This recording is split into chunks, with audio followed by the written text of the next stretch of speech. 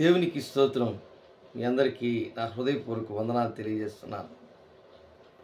ఈరోజు 28వ కీర్తన 7వ వచనం దావీదు జీవితంలో ఒక మాట, అద్భుతమైన మాట మాట్లాడతాడండి.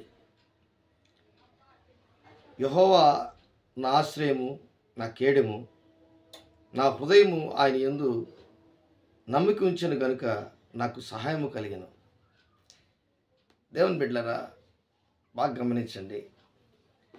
ఎవరైతే దేవుని మీద ఆధారపడి దేవుని యందు నమ్మిక కలిగి వారి హృదయంలో ఏమీ సందేహింపక వారి జీవితంలో దేవుడు ఖచ్చితంగా నా జీవితంలో చేస్తాడు, ఆయన నా పట్ల కనికరము కలిగిన దేవుడు, నా హృదయంలో ఏ విషయంలో కూడా దేవుని నేను ఒకవేళ జరుగుతుందో లేదో అని అనుమానించును అని ఎప్పుడైతే మనం దేవునితో ఒక ఒడంబడిక చేసుకుంటామో, ఆయన్ని అనుమానించకుండా, అంటే హృదయంలో ఒక్కొక్కసారి మనం ఏం చేస్తామంటే జరుగుతుందో లేదో, చేస్తాడో లేదో, మనం పొందుకుంటామో లేదో అనే నమ్మిక ఆయన పట్ల మనం ఒక్కొక్కసారి మనం ఎంతో దిగజారిపోతాం, అణగారిపోతాం, ఓడిపోతాం. అంటే దేవుని మీద నమ్మకము సన్నగిల్లిపోతుంది. అందుకే మార్కు సువార్తలో కూడా మీరు ఈ కొండను చూచి దాని ఎత్తబడి సముద్రంలో పడవేయబడమని చెప్పి తన మనసులో సందేహింపక తాను చెప్పినది జరుగునని నమ్మినట్ల అది జరుగునని దేవుడు చెప్తున్నాడు. యేసుప్రభువే చెప్పాడు అన్నమాట. కాబట్టి ఈరోజు 125వ కీర్తనలో కూడా యెహోవా యందు నమ్మిక ఉంచువారు కదలక నిత్యము నిలుచు సియోను కొండ వలె ఉంటారని దేవుని వాక్యం సెలవిస్తుంది. కాబట్టి ఈరోజు ఒక వ్యక్తి అంటున్నాడు, దావీదు అంటున్నాడు, యెహోవా నా ఆశ్రయము, నా కేడెము, నా హృదయము ఆయన యందు నమ్మిక ఉంచెను గనుక నాకు సహాయము కలిగెను. కాబట్టి ఈరోజు నీవు సహాయం కోరుతున్నటువంటి ఆ కోరిక లేక ఆ సహాయము ఖచ్చితంగా దేవుడు చేస్తాడని నువ్వు నమ్మాలి. అది చాలా ముఖ్యమైనటువంటి విషయం. ఎవరైతే దేవుని సహాయం కోరుకుంటూ ఆయన మీద పరిపూర్ణమైనటువంటి నమ్మకం కలిగి ఉంటారో వారి జీవితంలో ఎన్నడూ కూడా దేవుడు వారి నమ్మకాన్ని బొమ్ము చేయడు. ఇది నిజమైనటువంటి విషయం. దావీదు జీవితంలో ఎన్నో ఆయన భయానకమైన పరిస్థితులు అతను జీవించాడు. కానీ ఆయన జీవించినటువంటి జీవన శైలిలో, ఆయన జీవించినటువంటి విధానంలో ముఖ్యంగా దేవుని పెట్టుకున్నాడండి. హృదయంలో ఆయన దేవుని పట్ల నమ్మిక కలిగి ఉన్నాడు. కాబట్టి దేవుని యందు నమ్మిక ఉంచాడు. నా హృదయము ఆయన యందు నమ్మిక ఉంచాను కనుక నాకు సహాయం కలిగింది. ఈరోజు నీవు కూడా దేవుని సహాయం కోరుకుంటున్నావా? దేవుడు నాకు సహాయం చేయాలని దేవుని వేడుకుంటున్నావా? ఈరోజు ఇది ఒక అద్భుతమైనటువంటి విషయం.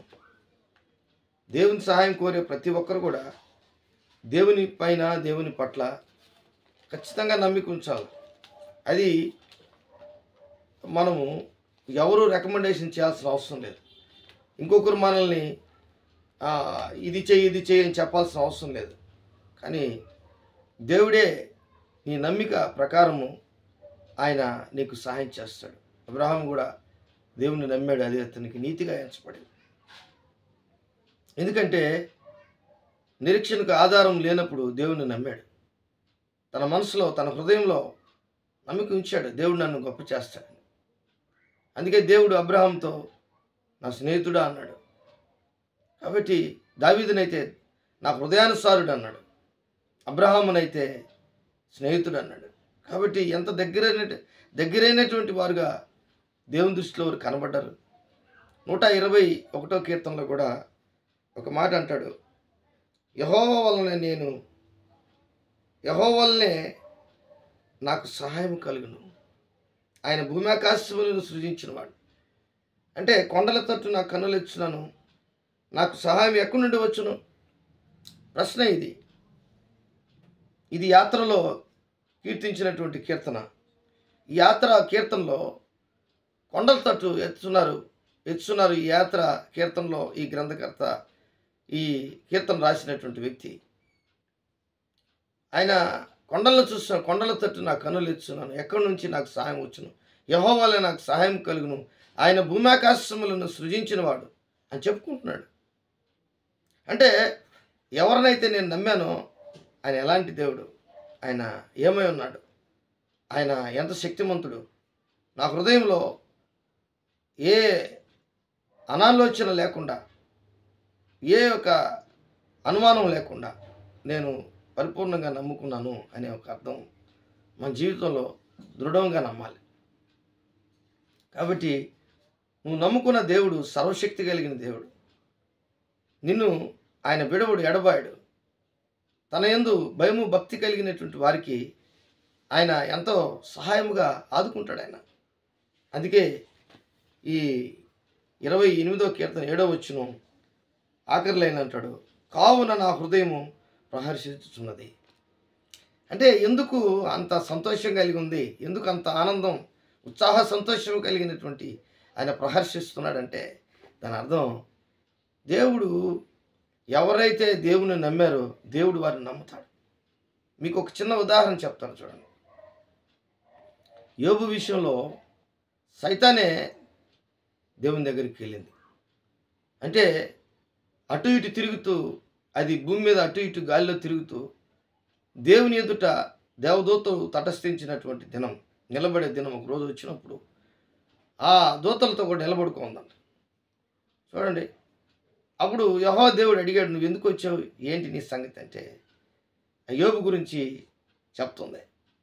అతను నా సేవకుడు, నువ్వు అతని ఏమైనా చెయ్యి, అతను దేవునితో పదం పెట్టుకుంది. దీని అర్థం ఏంటి తెలుసా? దేవుణ్ణి యోబు నమ్మాడు, కానీ దానికంటే ముఖ్యంగా యెహోవా దేవుడే యోబుని పరిపూర్ణంగా నమ్మాడు.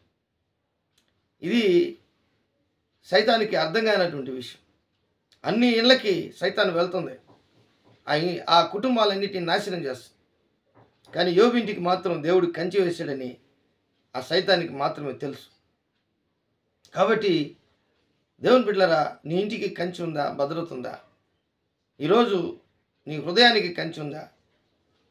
నీ హృదయంలో అపనమ్మకము ఏమీ లేకుండా పరిపూర్ణమైన నమ్మకం దేవుని పట్ల కలిగినటువంటి వ్యక్తిగా నువ్వు ఉన్నావా? అప్పుడే ఒక గొప్ప దేవుని దృష్టిలో ఒక గొప్ప వ్యక్తిగా ఉంటావు.